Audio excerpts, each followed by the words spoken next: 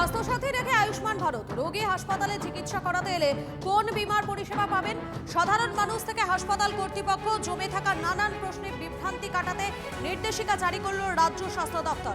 আমাদের প্রতিনিধি সোমা রয়েছেন আমাদের সঙ্গে। সোমা, যে নির্দেশিকা জারি করা হয়েছে রাজ্য স্বাস্থ্য দপ্তরের পক্ষ থেকে, সেখানে ঠিক কি বলা হচ্ছে? দেখো, স্বাস্থ্য দপ্তর থেকে যে নির্দেশিকা জারি করা হয়েছে তাতে কিন্তু মানুষের বিভ্রান্তি, সেই বিভ্রান্তি কিন্তু তারা কাটিয়ে দিয়েছেন।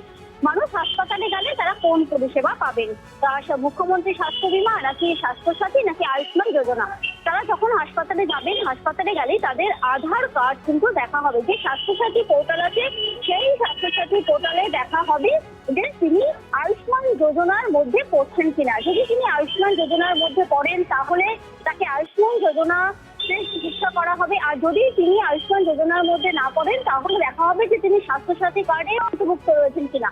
যদি তিনি স্বাস্থ্যসাথী কার্ডে অন্তর্ভুক্তিতে থাকেন তাহলে তাকে কিন্তু স্বাস্থ্যসাথীতে চিকিৎসা শুরু করা হবে। আর যেহেতু দেখো এই মুখ্যমন্ত্রী স্বাস্থ্য বীমা চালু করা হচ্ছে, তাই কিন্তু মুখ্যমন্ত্রী স্বাস্থ্য বীমা সেটার যে ফর্ম, সেই ফর্ম কিন্তু হাসপাতাল থেকেই দেওয়া হবে।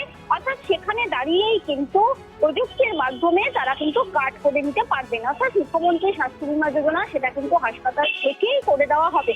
কোনো রকম ত্রুটিগত প্রযুক্তিগত কোনো ত্রুটি দেখিয়ে কোনো রুগীকে কিন্তু ফিরিয়ে দেওয়া হবে না, সেরকম কিন্তু নির্দেশিকা জারি করা হয়েছে। অর্থাৎ কারোর যদি যেহেতু স্বাস্থ্য বীমা কার্ডটা করতে হবে, তাদেরকে সরিয়ে দেওয়া যাবে না, রোগীদের ফেরত দেওয়া যাবে না, তাদের কিন্তু স্বাস্থ্যসাথী কার্ডেই চালু করা হবে চিকিৎসা। তারপরে তাকে আয়ুষ্মান যোজনা যদি তিনি অন্তর্ভুক্ত হন তাহলে তাকে সেটাতেই অন্তর্ভুক্ত করা হবে, অথবা তাকে কিন্তু নতুন ভাবে স্বাস্থ্য বীমা অর্থাৎ মুখ্যমন্ত্রী স্বাস্থ্য বীমা তাতে নিয়ে এসে তার চিকিৎসা করানো হবে। আপডেটের দিকে তুমি নজর রাখো। আপাতত তোমাকে ধন্যবাদ।